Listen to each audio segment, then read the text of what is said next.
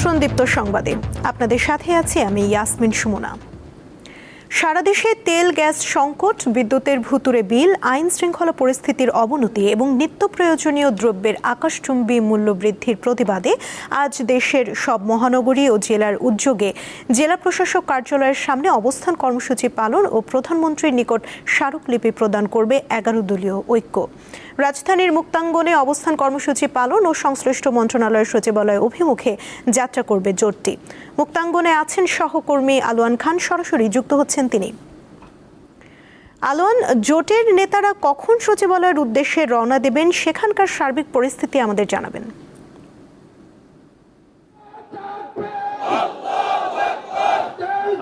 যেমনটি বলছিলেন যে 11 দলীয় জোটের 11 দফা নিয়ে আজকের মুক্তাঙ্গনে তারা অবস্থান কর্মসূচি পালন করছে। এখানে সকাল 11টা থেকে এই কর্মসূচি এবং চালু হয়। সেখানে বিভিন্ন ভুক্তভোগী পরিবার এখানে উপস্থিত হয়েছেন।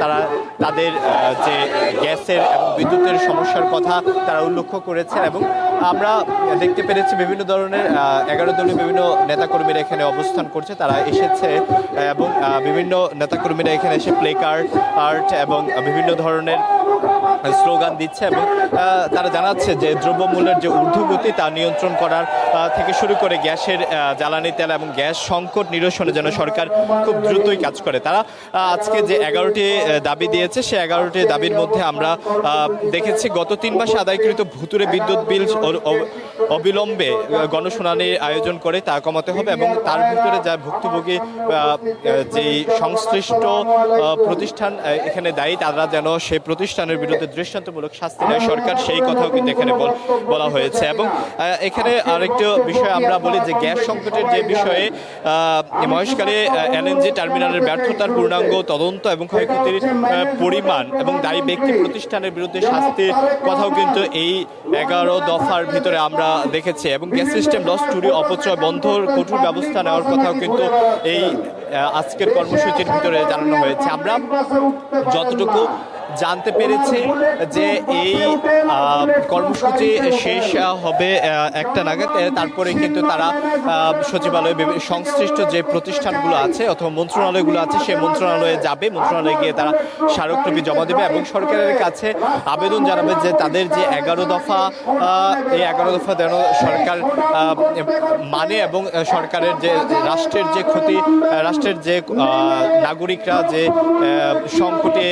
সংকটের মধ্য দিয়ে যাচ্ছে সেই সংকট নিরসনের জন্য কাজ করে এবং তারা দাবি জানাচ্ছে। এখান থেকে আমরা তারা খুব হার্ড কিছু দাবি জানাচ্ছে। সেই দাবিগুলোর ভিতরে আমরা দেখেছি যদি এই সংকট মোকাবেলা করতে সরকার ব্যর্থ হয় তাহলে সরকারকে কিন্তু তারা জানাচ্ছে যে সরকার যেন ক্ষমতা ছেড়ে দেয়, এমন দাবিও কিন্তু তারা এখানে জানাচ্ছে। আমরা এই মুক্তাঙ্গনের অবস্থাটা, মুক্তাঙ্গনে সকাল 11টা থেকে কিন্তু বিভিন্ন ধরনের নেতাকর্মীরা অবস্থান কর্মসূচি নিয়েছে।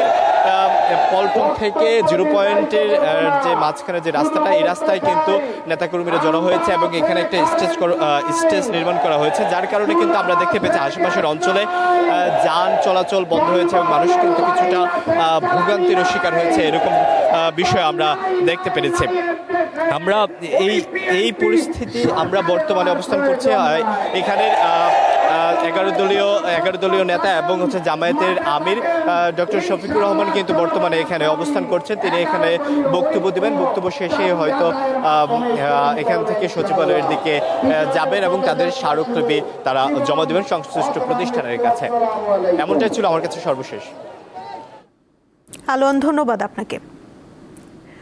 মানবতা বিরোধী অপরাধের দায়ে ফাঁসির দণ্ড নিয়ে ভারতে থাকা সাবেক প্রধানমন্ত্রী শেখ হাসিনাকে জুলাই গণঅভ্যুত্থানের বার্ষিকীর দিনে নয়াদিল্লিতে সংবাদ সম্মেলনে বক্তব্য দেওয়ার সুযোগ দেওয়ায় ক্ষুব্ধ প্রতিক্রিয়া জানিয়েছে বাংলাদেশ সরকার।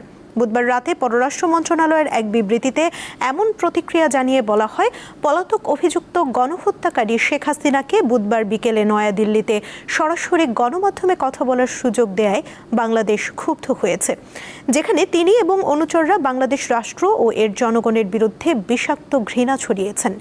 দ্বিপক্ষীয় সম্পর্ক পুনরুদ্ধারে এই অনুষ্ঠানের প্রভাব নিয়ে আগে থেকে ভারত সরকারের কাছে উদ্বেগ জানানোর পরও তা হতে দেয়ায় গভীর ক্ষোভ জানাচ্ছে ঢাকা। জুলাই অভ্যুত্থানে আওয়ামী লীগের সরকার পতনের দ্বিতীয় বার্ষিকীতে বুধবার বিকেলে নয়াদিল্লিতে দক্ষিণ এশিয়ার ফরেন করেসপন্ডেন্টস ক্লাব আয়োজিত সংবাদ সম্মেলনে ভার্চুয়ালি যুক্ত হয়ে বক্তব্য দেন শেখ হাসিনা। অডিও কলে যুক্ত হয়ে তিনি সাংবাদিকদের বিভিন্ন প্রশ্নের উত্তরও দেন।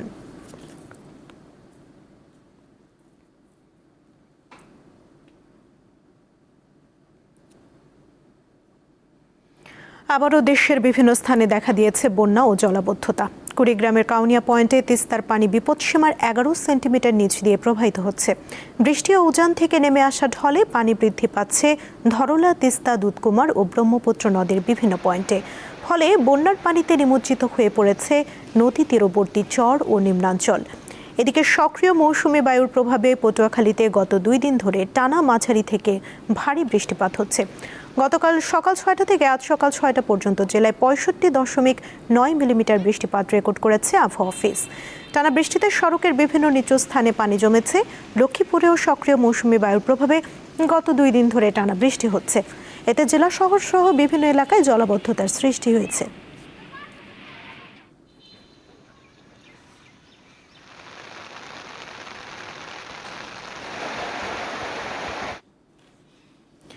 শেখ হাসিনার সরকারের বিরুদ্ধে গণ-অভ্যুত্থানের 2 বছর পূর্ণ হলেও রয়েছে কিছু আক্ষেপ। বিশেষ করে যে তরুণরা এই আন্দোলনের অন্যতম রূপকার, তারা মনে করেন প্রত্যাশিত পরিবর্তন আসেনি রাষ্ট্র কাঠামোয়। ভবিষ্যতে এগিয়ে যেতে ঐক্য ধরে রাখা প্রয়োজন বলে মনে করেন আন্দোলন সংশ্লিষ্টরা।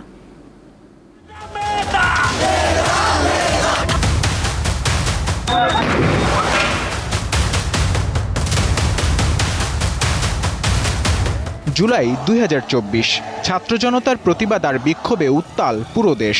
চারদিকে উত্তেজনা, সময় যত গড়ায় ততই তীব্র হয় আন্দোলন। সমাজের সর্বস্তরের মানুষের অংশগ্রহণে তা পরিণত হয় গণ অভ্যুত্থানে।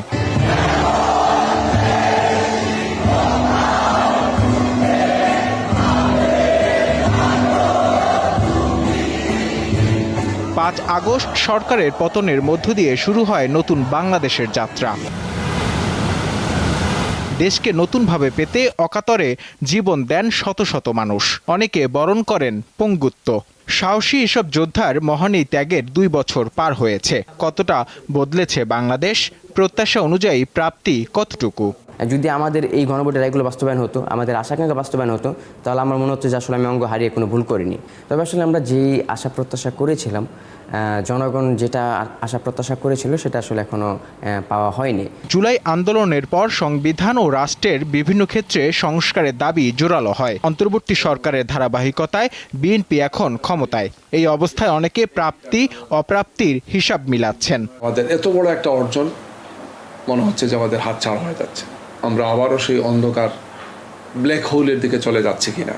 এই সব কিছুর দায়িত্ব বিএনপিকে নেওয়া লাগবে। বিএনপি যদিও মুখে বলছেন যে আমরা জুলাইকে ধারণ করি, আমরা সংস্কার শতভাগ করব, কিন্তু শতভাগ উল্টোটা তারা করছেন, বরং পুরাতন ব্যবস্থায় ফিরিয়ে আনছেন গিয়ে। এই সব কিছুরই সমাধান হওয়া উচিত। নতুন সরকার আসলো, অনেক অঙ্গীকার করে জুলাইয়ের অভ্যুত্থানের প্রত্যাশা পূরণ করবে, তারা রাষ্ট্র সংস্কার করবে। আসলে তো আমরা কিছুই দেখছি না। তো এখন সামনে কি পরিবর্তন হবে এমন কি কোনো আলামত আছে? আমরা সেটাও দেখছি না। গণ অভ্যুত্থানের মূল শক্তি ছিল তরুণরা। তাদের নেতৃত্বে গড়ে ওঠা জাতীয় নাগরিক পার্টি এনসিপির নেতারা মনে করছেন প্রত্যাশিত পরিবর্তন এখনো আসেনি। আমরা দেখেছি যে 5 আগস্ট পরবর্তী সময় শুধুমাত্র ঐক্য এই রাজনৈতিক ঐক্য বজায় রাখতে হবে। এই জন্য কিন্তু আমরা খুব অ্যাগ্রেসিভলি সংস্কারগুলোকে বাস্তবায়নের কথা বলতে পারি নাই, কারণ ওই যে ঐক্য নষ্ট হবে। কিন্তু দেখেন, আমরা দেখেছি যে এই পুরানো রাজনৈতিক দলগুলো বারবার করে তাদের দলীয় এজেন্ডা সামনে এনেছে এবং সংস্কারটাকে একটা পলিটিক্যাল টুল হিসেবে ইউজ করেছে। যখন রাজনৈতিক সংস্কৃতির এই পরিবর্তনটা আমরা করতে পারছি না, আমরা কি আবার একটা ফ্যাসিবাদ তৈরির দিকে যাচ্ছি কিনা, এটা এই সময় একটা বড় প্রশ্ন হয়ে দাঁড়ায়। ছাত্র জনতার ঐক্যের ফলে সৃষ্টি হয়েছিল জুলাইয়ের বিস্ফোরণ। দেশকে এগিয়ে নিতে এর বিকল্প নেই বলে মনে করেন এই নেতা। যে বাংলাদেশকে এগিয়ে নিয়ে যেতে হবে, ওই মানে ফ্যাসিবাদীদের কায়দায় এটাকে একটা বিভাজিত করে রাখার যে জায়গা, সেই দিকে রাখা যাবে না। আমাদের যে গণতান্ত্রিক চর্চার জায়গাটাই বহাল রাখতে হবে, শত উস্কানি সত্ত্বেও। এটাই হচ্ছে রাজনৈতিক শক্তির জায়গা, এটাই বাংলাদেশের ভবিষ্যতের জায়গা। কারণ বাংলাদেশে একটা গণতান্ত্রিক ভবিষ্যতই আমাদের নির্মাণ করতে হবে। গণঅভ্যুত্থানের 2 বছর পূর্ণ হলো। যে আন্দোলনকে সামনে রেখে নতুন বাংলাদেশ গঠনের স্বপ্ন দেখিয়েছিল, সেই স্বপ্ন বাস্তবায়নের অগ্রগতি কতটা এ নিয়ে চলছে নানা আলোচনা। আন্দোলনের সামনের সারির যোদ্ধারা বলছেন, আত্মত্যাগের যথাযথ মূল্যায়ন, বিচার ও রাষ্ট্র সংস্কারের কাজ এখনও শেষ হয়নি। অন্যদিকে গণঅভ্যুত্থানের চেতনাকে ধারণ করে গণতান্ত্রিক প্রক্রিয়ায় রাষ্ট্র গঠনই এখন সবচেয়ে বড় চ্যালেঞ্জ বলে মনে করছেন রাজনৈতিক দলগুলোর নেতারা। নূর আলম, দীপ্ত সংবাদ, ঢাকা। জুলাই গণঅভ্যুত্থানে সরকারি নথি অনুযায়ী আহতের সংখ্যা 14,000-এর বেশি, নিহত 8 শতাধিক। আহতদের অনেকে দেশ বিদেশে উন্নত চিকিৎসা নিয়েছেন, তবে অনেকেই এখনও স্বাভাবিক জীবনযাপনে ফিরে যেতে পারেননি। বৈষম্যহীন সমাজ গড়ার লক্ষ্য নিয়ে 2 বছর আগে দেশের তরুণরা রাজপথে নেমে আসেন, জীবন বাজি রেখে সৃষ্টি করেন গণঅভ্যুত্থান। ফলে 5 আগস্ট পতন হয় শেখ হাসিনা সরকারের। আওয়ামী লীগ সরকারকে হঠাতে বহু মানুষকে জীবন দিতে হয়, রক্তাক্ত হন হাজার হাজার আন্দোলনকারী, কিন্তু তাদের অনেকেই শারীরিকভাবে ভালো নেই। 24-এর গণঅভ্যুত্থানে আরও অনেকের মতো নাদিম এবং আশানুরও আহত হয়েছেন। নাদিম হারিয়েছেন একটি পা, আশানুরের একটি হাত। তারা দেশে এবং দেশের বাইরে চিকিৎসা নিয়েছেন, কিন্তু এখন তাদের পর্যাপ্ত চিকিৎসা ব্যবস্থা অনেক জায়গাতেই ব্যাহত হচ্ছে। তারাই বলছেন তাদের মতো আরও অনেক সহযোগী সহসাথী তারা চিকিৎসা পাচ্ছেন না। আসুন জেনে নেই তারা নিজেরা কি বলছেন। পা হারানো নাদিমের প্রয়োজন একটি উন্নত মানের কৃত্রিম পা, আর থাইল্যান্ড থেকে চিকিৎসা নিয়ে ফেরা আশানুর চান কর্মসংস্থান। এই পাটা আমাদের ব্র্যাক সেন্টার থেকে রিপন স্যার আমাদের দিয়েছিলেন যে 5 বছরের ভিতরে যে কোনো সমস্যা হলে আমাদেরকে দেখাতে পারবো। 5 বছর পরে যদি আমাদের মনে সমস্যা হয়, ওটা আমরা মনে একটা জিনিসের দাম অনেক টাকা, এটা রবারের দাম 70,000 টাকা, এটা আমাদের দ্বারা সম্ভব না। চাকরি বাকরি করতাম, ফ্যামিলিকে চালাতে পারতাম। এখন আমরা যে টাকাটা পাই বা সম্মানে আমার যতটুকু সরকার যে ভাতাটা দেয়, সেটা আমাদেরকে আসলে চিকিৎসা করতে হয়, বিভিন্ন মেডিকেলে দৌড়ঝাঁপ করতে হয়। যেহেতু আমরা থাকি গ্রাম অঞ্চলে, আমাদের ওই মেডিকেলে তো আমাদের ওই চিকিৎসাগুলো হয় না। 18 বছরের রাকিব হোসেন তিনি জানালেন, 24-এর আন্দোলনে তার পিঠে গুলি লেগেছিল। সেনাবাহিনী আর আনসার বাহিনীর দ্বারা আর কি আহত হই। আমার ডিরেক্ট আর কি লাইফ বোতল লাগে, স্নাইপার গুলির মাধ্যমে আমার লাইফ বোট আর কি আমি নিচে হই, দেন আমার পিঠের এক পাশ দিয়ে ঢুকে আর অন্য পাশ দিয়ে বের হয়ে যায়। মোহাম্মদ নাহিদুর হারিয়েছেন একটি চোখ। আক্ষেপ করে বলেন, জুলাই মাস এলেই শুধু তাদের স্মরণ করা হয়। আমরা যে সুন্দর দেশের জন্য স্বপ্ন দেখেছি, আমি একটা চোখ হারিয়েও আমার বুক কষ্ট থাকতো না যদি আমি আমাদের এই সুন্দর দেশটা দেখতে পারতাম, যেখানে কোনো বৈষম্য থাকবে না, যেখানে কোনো ভেদাভেদ থাকবে না, যেখানে সরকার আমাদের সুচিকিৎসা দিবে, আমাদের দায়িত্ব নিবে। ওই কাঙ্ক্ষিত লক্ষ্যে আমরা পৌঁছাতে পারিনি। সাজিদ হাসান রিমন, 24-এর গণঅভ্যুত্থানে তার একটি চোখ নষ্ট হয়ে যায়, তার মধ্যেও হতাশা আর অপ্রাপ্তির ক্ষোভ। আগের মতো রেসপন্স আমরা ডাক্তার থেকে পাচ্ছি না, বিকজ একদম গাছার অবস্থা। তারা টাইম টু টাইম আমাদের ফলো আপ নিচ্ছে না, ওষুধ দিলে দিচ্ছে, নাইলে নাই। বৈষম্যের বিরুদ্ধে লড়াই করা যোদ্ধারা হাসপাতাল ছেড়েছেন ঠিকই, কিন্তু তাদের অনেকে আর ফিরে পাননি স্বাভাবিক জীবন। লাবণী গুহ, দীপ্ত সংবাদ, ঢাকা। আজ 22শে শ্রাবণ, বিশ্বকবি রবীন্দ্রনাথ ঠাকুরের 85তম প্রয়াণবার্ষিকী। 1348 বঙ্গাব্দের এই দিনে কলকাতার জোড়াসাঁকোর পৈতৃক বাড়িতে তিনি শেষ নিঃশ্বাস ত্যাগ করেন। 1268 বঙ্গাব্দের 25শে বৈশাখ কলকাতার জোড়াসাঁকোর ঐতিহ্যবাহী ঠাকুর পরিবারে তার জন্ম। মাত্র 8 বছর বয়সে লেখালেখি শুরু করেন রবীন্দ্রনাথ ঠাকুর। কবিতা, উপন্যাস, ছোট গল্প, নাটক, প্রবন্ধ, ভ্রমণ কাহিনী, চিঠিপত্র ও শিশু সাহিত্য সহ বাংলা সাহিত্যের প্রায় সব শাখায় তিনি রেখে গেছেন অসামান্য অবদান। গীতিকার, সুরকার ও চিত্রশিল্পী হিসেবেও তিনি অনন্য উচ্চতায় অধিষ্ঠিত। সাহিত্যের পাশাপাশি শিক্ষা, সমাজ সংস্কার ও পল্লী উন্নয়নেও গুরুত্বপূর্ণ ভূমিকা রাখেন রবীন্দ্রনাথ। কৃষকদের জন্য কৃষি ঋণ ব্যবস্থা চালু করেন এবং নতুন শিক্ষাদর্শের ভিত্তিতে প্রতিষ্ঠা করেন বিশ্বভারতী। দীর্ঘ এক যুগেও চালু হয়নি পটুয়াখালী মেডিকেল কলেজ হাসপাতাল। ফলে শয্যা সংকটে প্রতিনিয়ত ভোগান্তি পোহাতে হচ্ছে 250 শয্যা বিশিষ্ট জেলা সদর হাসপাতালের রোগী, চিকিৎসক ও সেবিকাদের। দ্রুত সময়ের মধ্যে মেডিকেল কলেজ হাসপাতালটি চালুর দাবি জানিয়েছেন ভুক্তভোগীরা।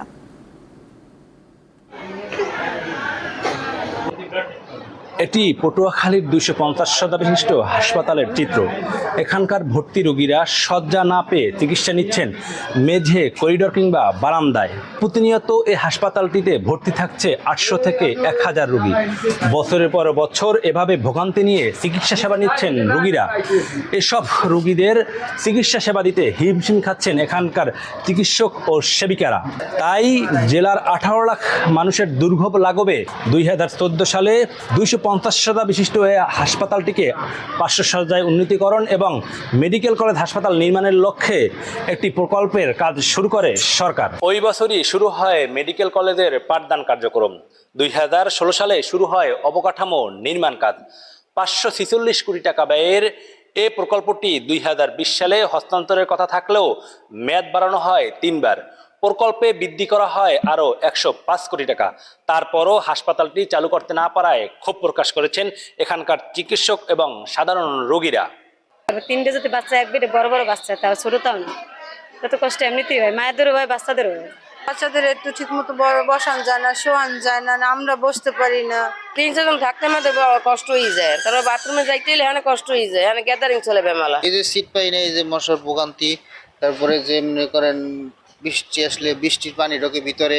পুরনো হাসপাতালের সঙ্গে নতুন হাসপাতালের লিংক রোড এবং ওভারব্রিজ নির্মাণ না করা এবং জনবল তৈরি করতে না পারায় হাসপাতালটি চালু করা যাচ্ছে না। তবে আগামী 3 মাসের মধ্যে এ সকল অসমাপ্ত কাজ সমাপ্ত করে হাসপাতালটি চালুর কথা জানিয়েছেন প্রকল্প সংশ্লিষ্ট কর্মকর্তারা। আমাদের যেটা যে অবকাঠামোগত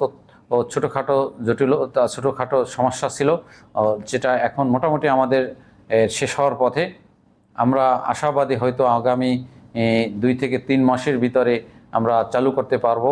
500 শয্যা বিশিষ্ট ব্যবস্থায় এই হাসপাতালটি চালু হলে উপকূলের মানুষ পাবে আধুনিক চিকিৎসা সেবা, পাশাপাশি সাধারণ রোগীরা পাবে বিশেষায়িত অপারেশন সুবিধা। পটুয়াখালী থেকে মোহাম্মদ ইমরান, দীপ্ত সংবাদ।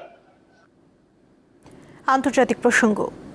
দ্বিতীয় বিশ্বযুদ্ধের সময় জাপানের হিরোশিমা শহরে পারমাণবিক বোমা হামলার 81 বছর পূর্ণ হলো আজ। 1945 সালের 6 আগস্ট মানব ইতিহাসের প্রথম ভয়াবহ পারমাণবিক বোমা হামলা হয়েছিল যুক্তরাষ্ট্রে। নিহতদের স্মরণে যথাযোগ্য মর্যাদা ও শ্রদ্ধার মধ্য দিয়ে দিবসটি পালন করছে জাপান। স্থানীয় সময় বৃহস্পতিবার সকালে হিরোশিমার শান্তি স্মৃতি উদ্যানে স্মরণ সভায় বিশ্বের 123টি দেশ ও অঞ্চলের প্রতিনিধিরা উপস্থিত ছিলেন। এ সময় পারমাণবিক অস্ত্রমুক্ত বিশ্ব গড়ার আহ্বান জানিয়েছেন জাপানের প্রধানমন্ত্রী সানায়ে তাকাইচি। অনুষ্ঠানে গুরুত্বপূর্ণ অংশ হিসেবে নিহতদের হালনাগাদ করা নামের তালিকা শান্তি স্মৃতিস্তম্ভে সংরক্ষণ করা হয়। এই তালিকায় এখন 3,53,639 জনের নাম রয়েছে। হিরোশিমায় হামলার পর 1945 সালের 9 আগস্ট নাগাসাকি শহরেও পারমাণবিক বোমা হামলা চালিয়েছিল যুক্তরাষ্ট্র।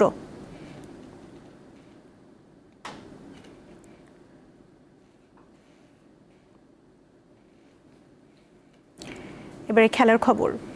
বিদেশের মাটিতেও টানা 8 টেস্ট হারের পর অবশেষে জয়ের দেখা পেল পাকিস্তান। পোর্ট অফ স্পেনে সিরিজের দ্বিতীয় ম্যাচে ওয়েস্ট ইন্ডিজকে 8 উইকেটে হারিয়ে 3 বছরের খরা কাটালো সফরকারীরা।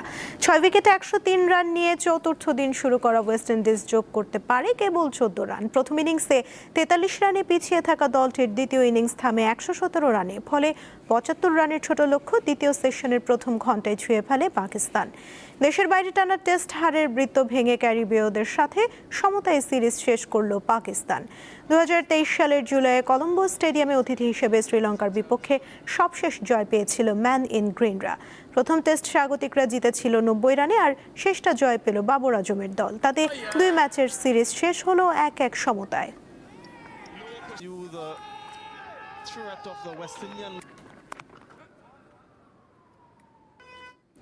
এই ছিল এখনকার মতো। পরবর্তী সংবাদ দুপুর 2টায় দেখার আমন্ত্রণ রইল। এছাড়া আরও তথ্য পেতে যুক্ত থাকুন দীপ্ত ডিজিটাল প্ল্যাটফর্মের সাথে। ধন্যবাদ সবাইকে।